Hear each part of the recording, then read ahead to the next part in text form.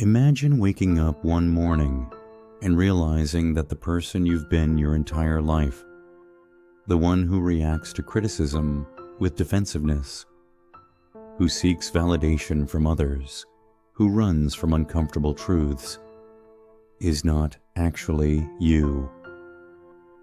Imagine discovering that this familiar stranger has been a carefully constructed mask, worn so long that you've forgotten the face beneath it. What would remain if you stripped away every learned behavior, every borrowed opinion, every desperate attempt to fit into a world that never quite felt like home? This is the moment Carl Jung called the beginning of individuation, the terrifying yet liberating process of becoming who you actually are, rather than who you think you should be. But here's the unsettling truth. Most people will never experience this awakening. They will live entire lifetimes as prisoners of their own unconscious patterns, mistaking their cage for the entire world. Consider this paradox. The very qualities our society celebrates as signs of success, the ability to conform, to please others, to avoid conflict, to maintain a polished exterior, may actually be symptoms of profound psychological immaturity. Meanwhile, the traits we often dismiss as weakness, the willingness to sit with discomfort, to face our shadows, to embrace uncertainty, these might be the hallmarks of genuine mental strength. Jung observed something that should disturb us all. The privilege of a lifetime is to become who you truly are.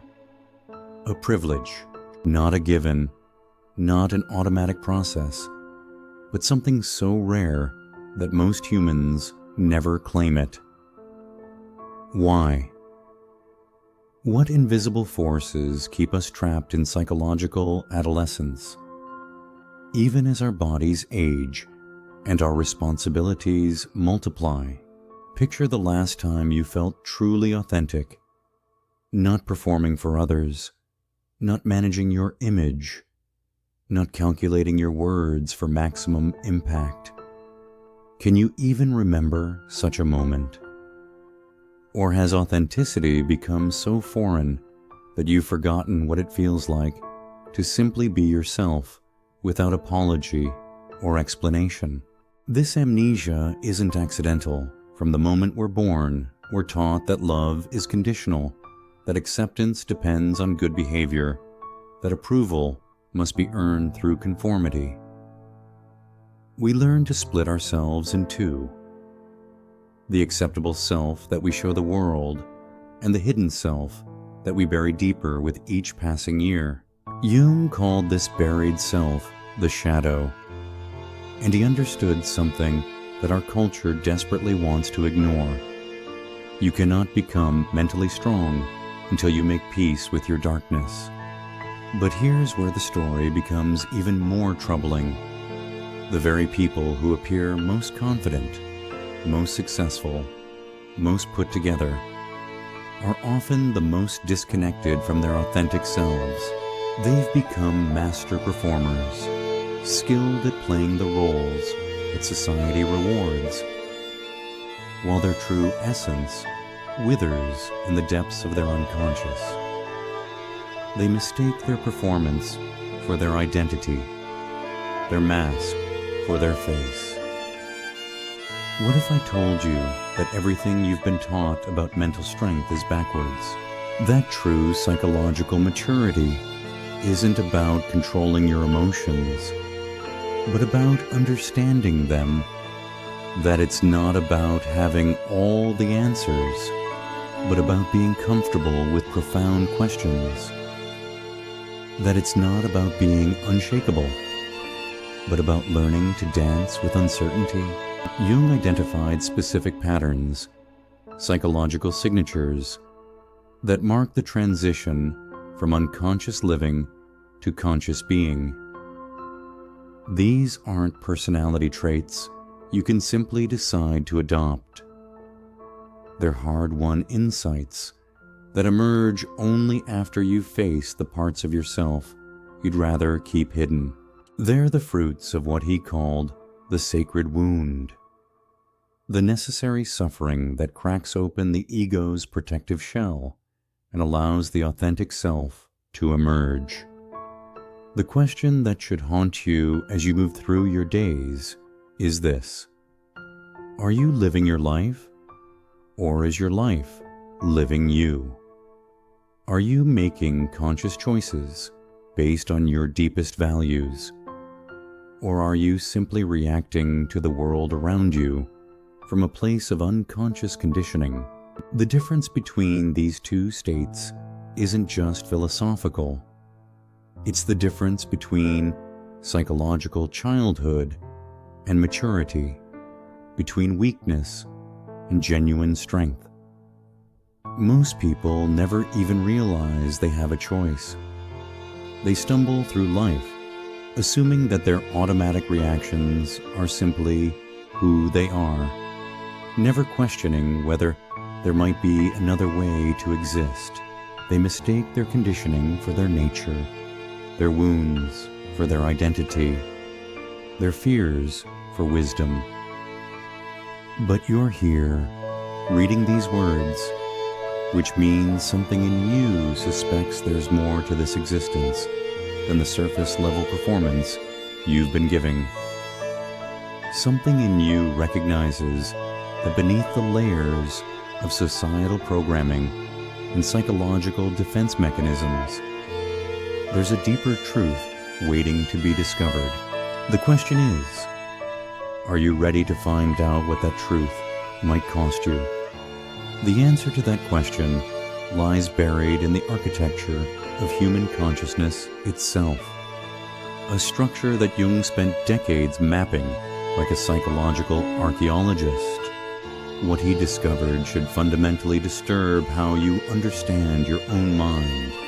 You are not one person, but a collection of competing voices, inherited patterns, and unconscious drives that have been masquerading as a unified self.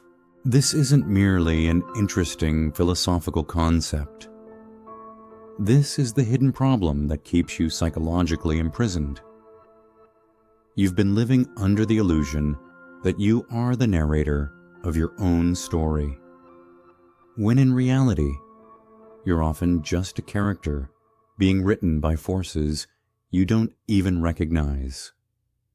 Jung called this the complex, autonomous psychological fragments that can hijack your consciousness and make decisions for you without your conscious awareness.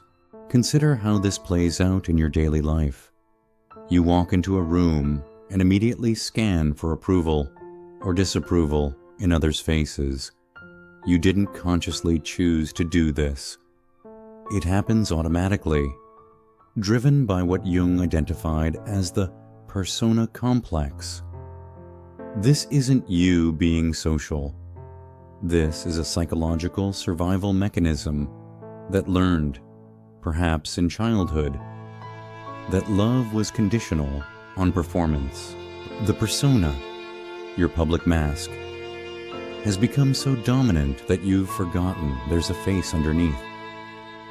But the persona is just one layer of the problem. Beneath it lies what Jung called the shadow, all the parts of yourself that you've deemed unacceptable and banished from conscious awareness. These rejected aspects don't disappear. They accumulate power in the darkness of your unconscious, emerging in moments of stress, in your judgments of others, in the very things that trigger your strongest emotional reactions.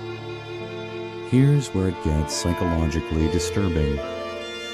Everything you hate in others is likely a disowned part of yourself. That person who annoys you with their neediness, you're probably terrified of your own dependency.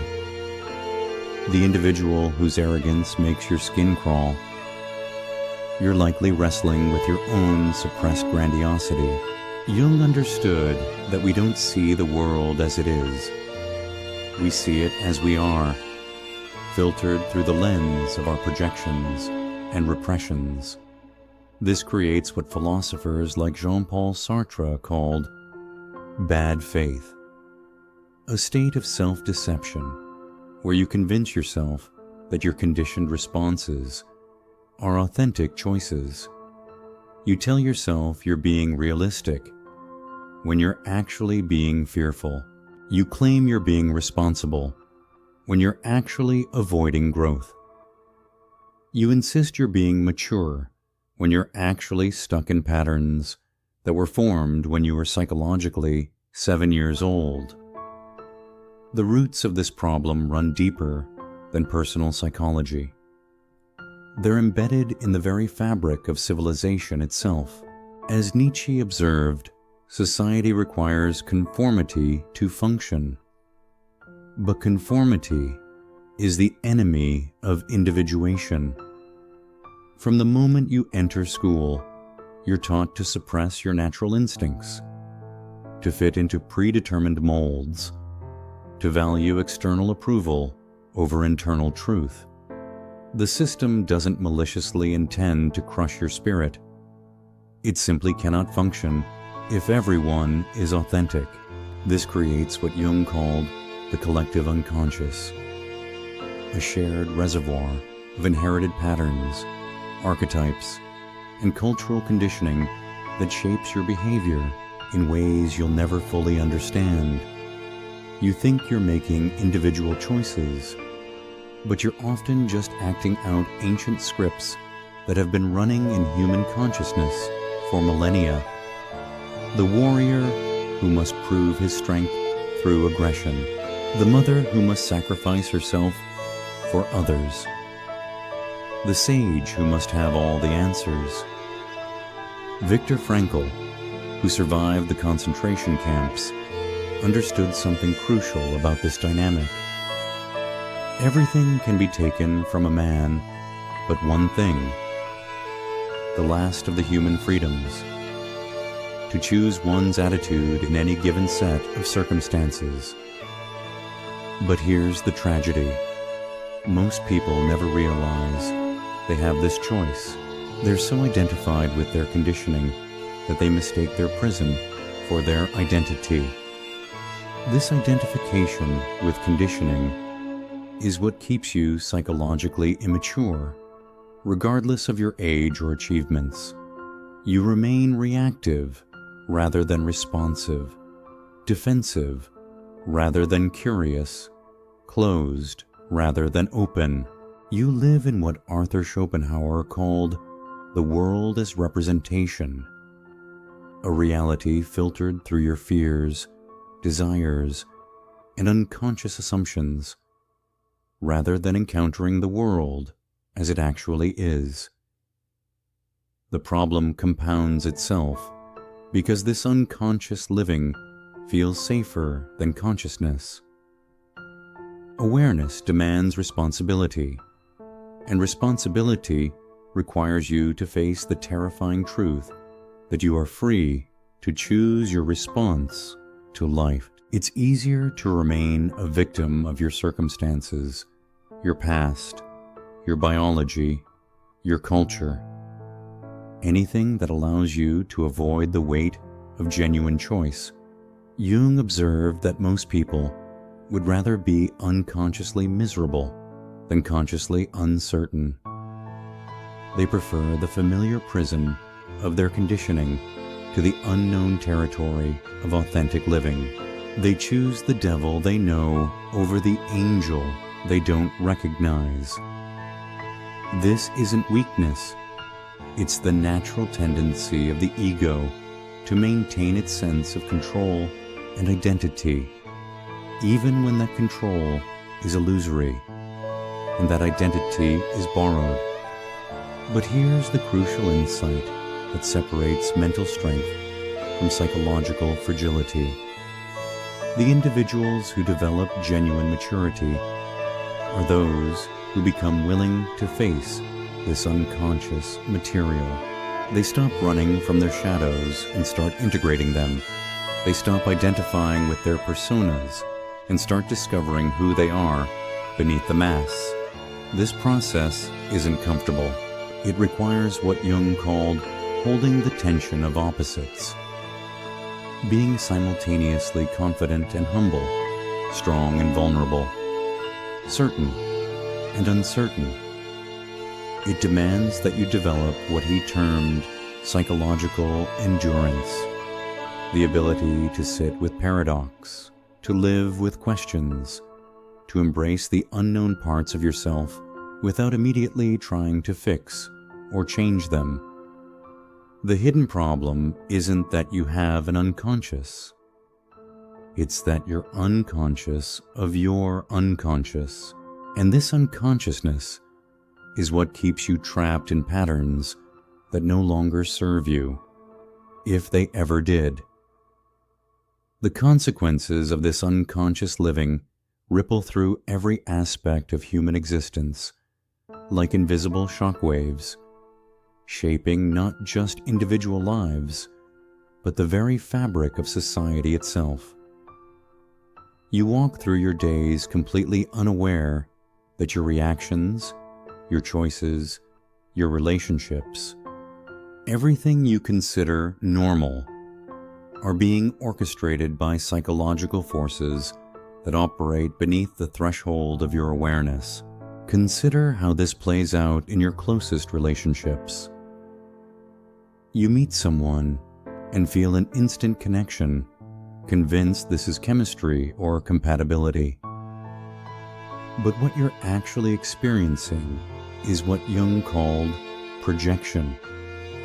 You're encountering your own unconscious material reflected back to you through another person. The qualities you find irresistibly attractive in them are often the undeveloped aspects of yourself that you've relegated to the shadow. The person you fall in love with isn't really them at all. It's your own potential wholeness that you've glimpsed in their presence.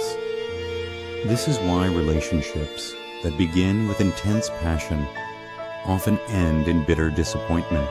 As the projection fades and you begin to see your partner as they actually are, rather than as a carrier of your unconscious content, you feel betrayed. But the betrayal isn't theirs. It's your own unconscious creating an impossible standard that no real human being could ever fulfill. You were never in love with them. You were in love with yourself, or rather, with the parts of yourself you hadn't yet learned to access. The neurological reality of this process is even more disturbing. Your brain is constantly filtering reality through what cognitive scientists call confirmation bias, the tendency to seek information that confirms your existing beliefs while ignoring evidence that contradicts them. But this isn't just about facts and opinions.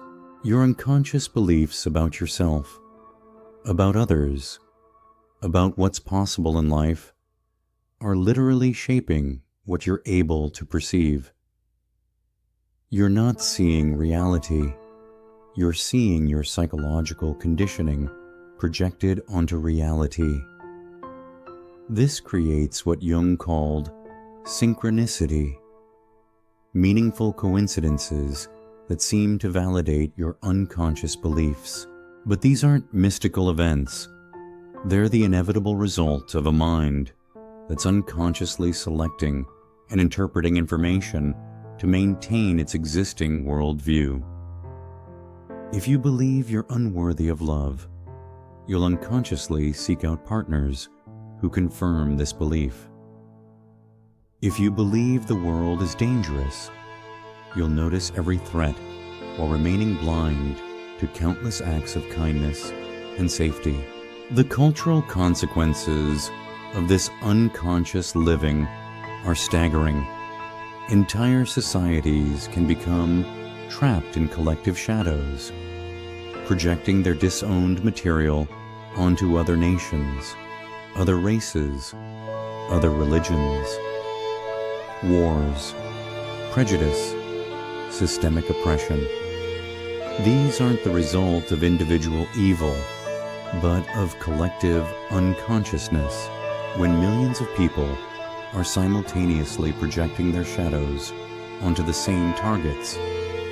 You get genocide, slavery, and the kind of mass hysteria that Jung witnessed in Nazi Germany. But the consequences extend far beyond dramatic historical events. They shape the mundane suffering of everyday life in ways that are both subtle and profound. You experience chronic anxiety not because your life is objectively dangerous, but because your unconscious is constantly scanning for threats that remind it of past wounds. You feel persistently unsatisfied, not because you lack external achievements, but because you're seeking wholeness in places where it can never be found. In other people's approval, in material possessions, in external validation. This is why the self-help industry, despite its good intentions, often fails to create lasting change. It addresses symptoms rather than root causes, offering techniques for managing anxiety rather than understanding its unconscious origins, providing strategies for building confidence rather than exploring why you need external validation in the first place. You end up layering new behaviors on top of old patterns, like painting over rust without treating the underlying corrosion. The most insidious consequence of unconscious living is what Jung called inflation, the tendency to identify with just one aspect of your personality while rejecting all others. You become the perpetual victim, the chronic people pleaser, the relentless achiever, the spiritual seeker, the intellectual, the artist. Each of these roles contains truth, but when you become inflated with any single identity, you lose access to the full spectrum of human experience. This inflation creates what psychologists call psychological rigidity, the inability to adapt your responses to changing circumstances. You become stuck in patterns that may have served you in the past, but are now limiting your growth. The people pleaser can't set boundaries. The achiever can't rest. The intellectual can't feel. The spiritual seeker can't engage with practical reality. Each inflation comes with its own form of unconscious suffering. Perhaps most tragically, this unconscious living prevents you from accessing what Jung called your authentic self, the unique expression of consciousness that you were born to embody.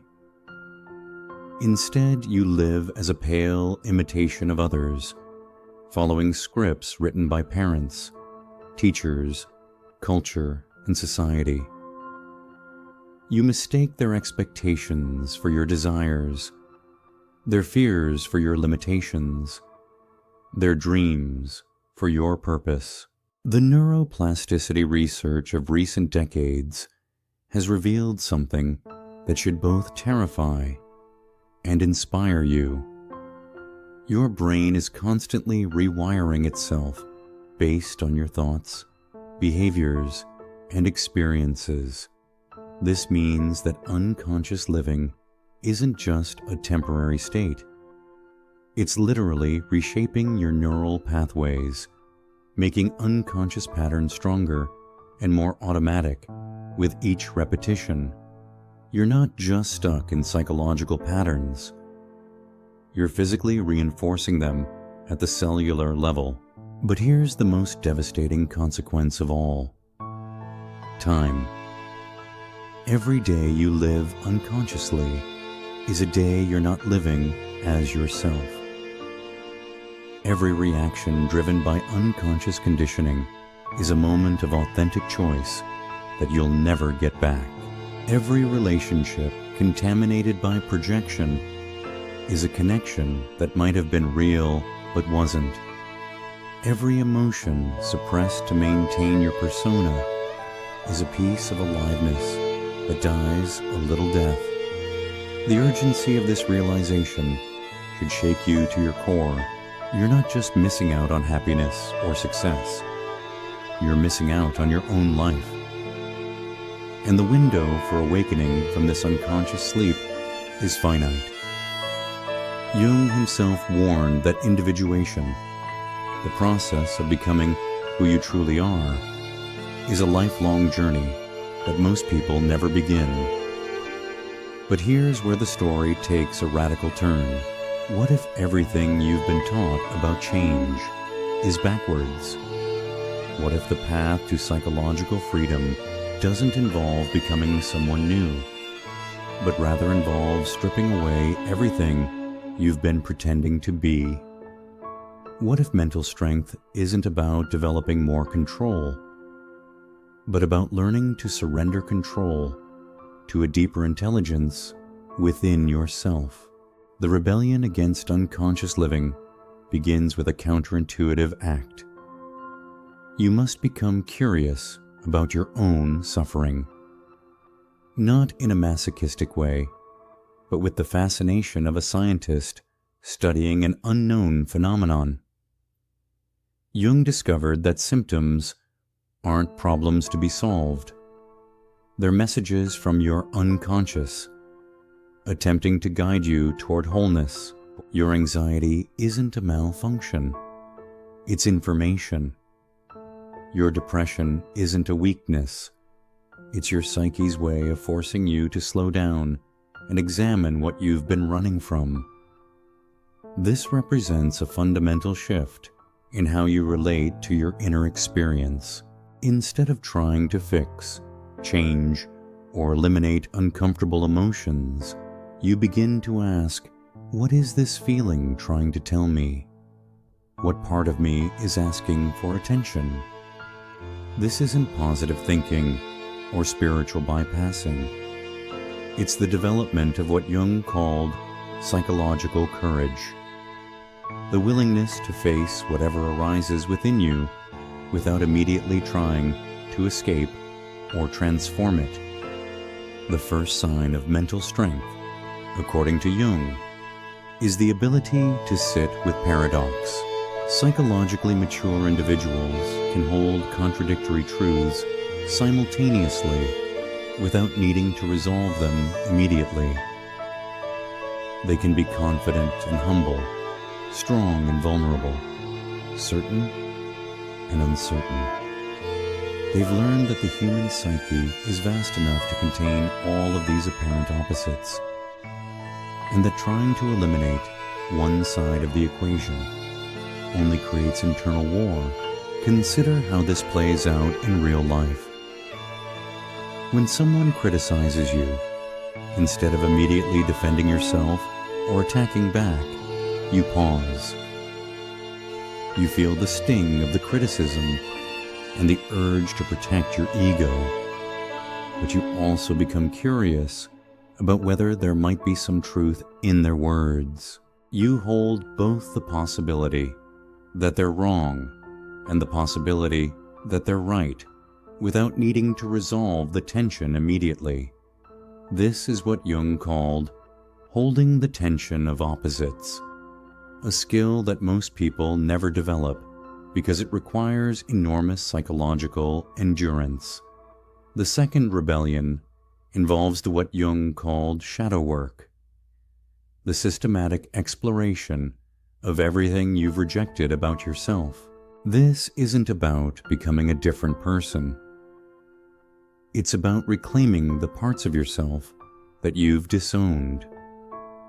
The shy person learns to access their assertiveness. The people pleaser discovers their healthy selfishness. The intellectual finds their emotional intelligence. The spiritual seeker embraces their earthiness. But here's the crucial insight.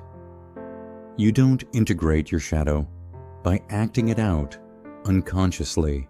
You don't heal your people-pleasing by becoming cruel, or resolve your passivity by becoming aggressive. Integration happens through conscious choice, learning to access different aspects of yourself when the situation calls for it, rather than being possessed by unconscious patterns. History provides powerful examples of individuals who successfully underwent this process. Nelson Mandela spent decades in prison, not just physically, but psychologically, examining his own capacity for hatred and violence.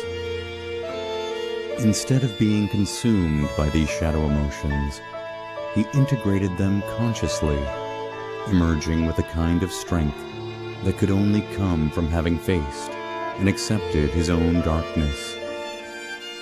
He became powerful not by eliminating his shadow, but by making it conscious.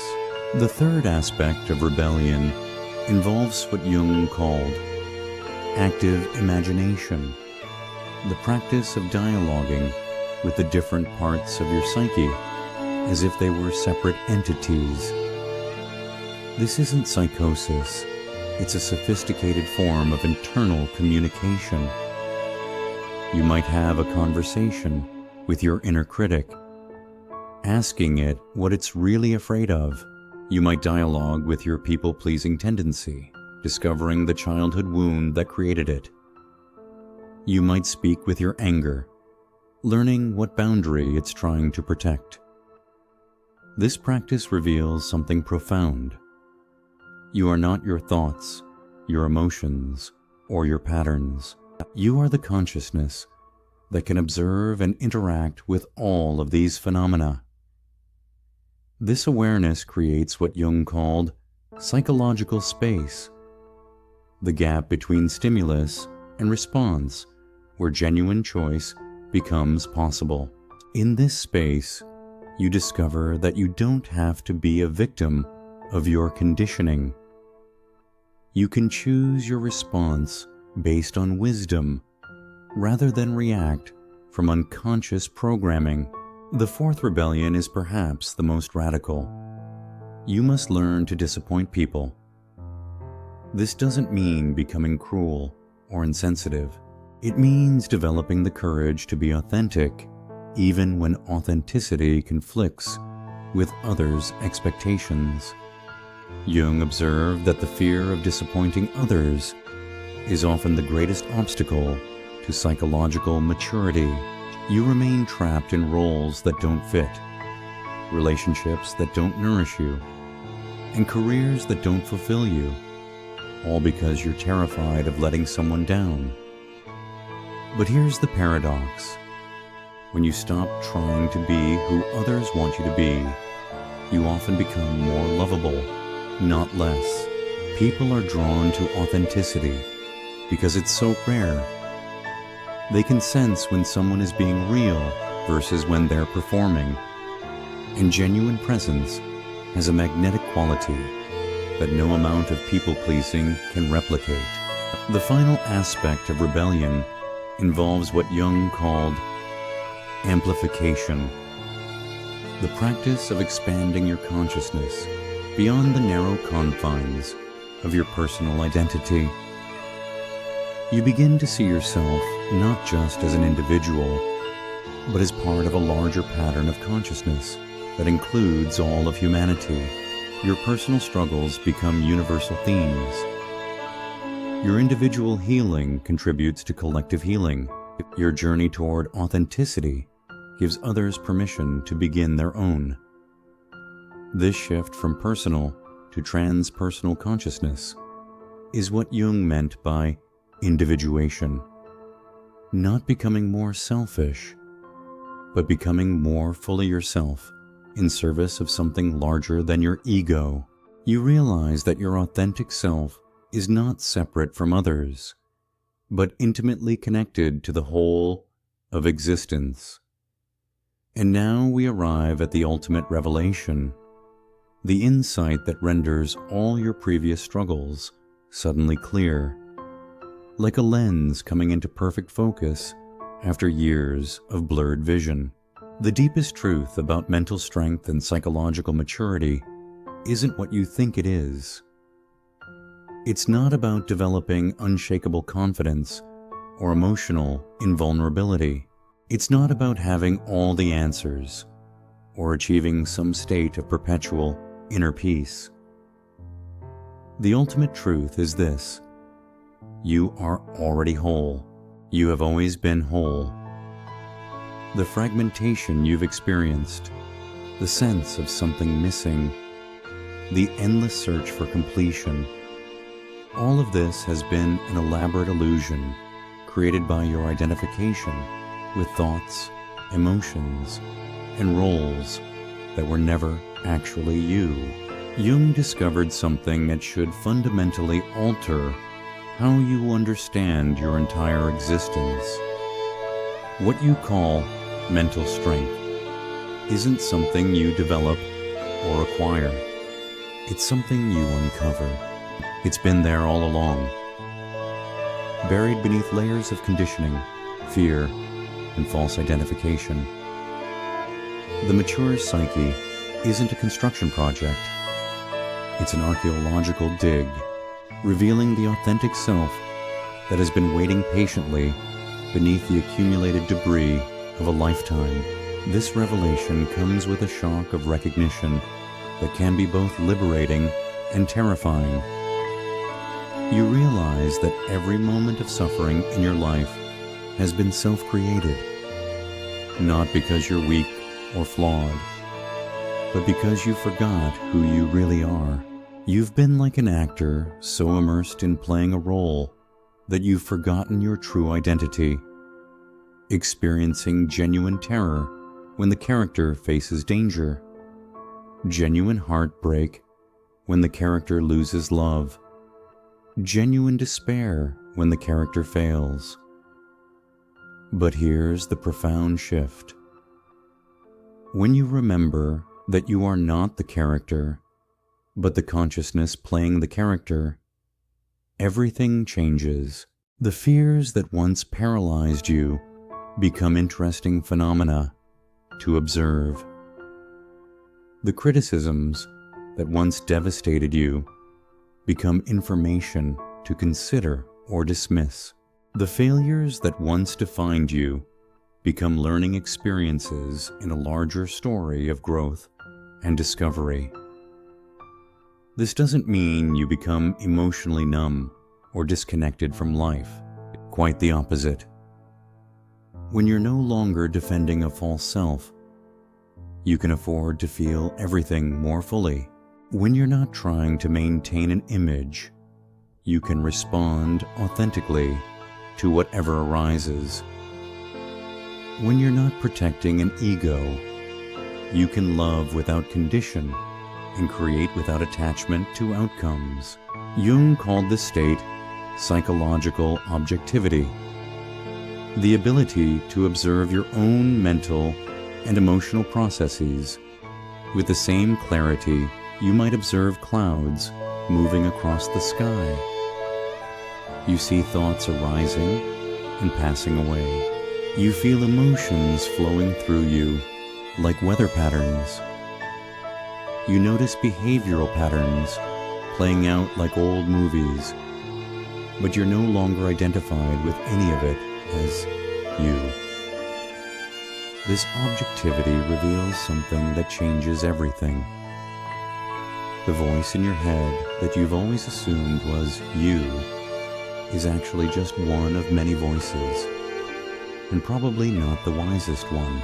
Jung discovered that beneath the chattering mind lies what he called the self, with a capital S, a deeper intelligence that knows exactly what you need for your growth and healing if you can learn to listen to it. The signs of this awakening are unmistakable. You stop seeking validation from others because you've found something more reliable within yourself. You stop trying to control outcomes because you trust the process of life itself. You stop avoiding difficult emotions because you've learned they're temporary visitors, not permanent residents. You stop defending your opinions because you hold them lightly, ready to change them when new information arrives. Perhaps most importantly, you develop what Jung called amor fati, a love of fate, an acceptance of whatever life brings as necessary for your development. This isn't passive resignation, but active participation in your own evolution. You begin to see challenges not as problems to be solved, but as opportunities to discover new depths of your own resilience and wisdom. The paradox of this realization is that the more you accept yourself as you are, the more you naturally evolve. The more you stop trying to change, the more transformation happens organically.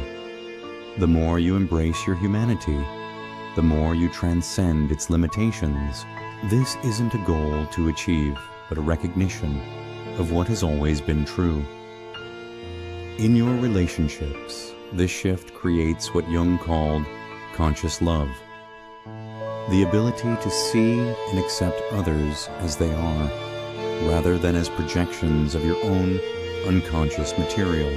You stop trying to fix or change people because you recognize that everyone is on their own path of awakening, even if they don't realize it yet. You become a mirror for others' authenticity, rather than a reinforcer of their personas.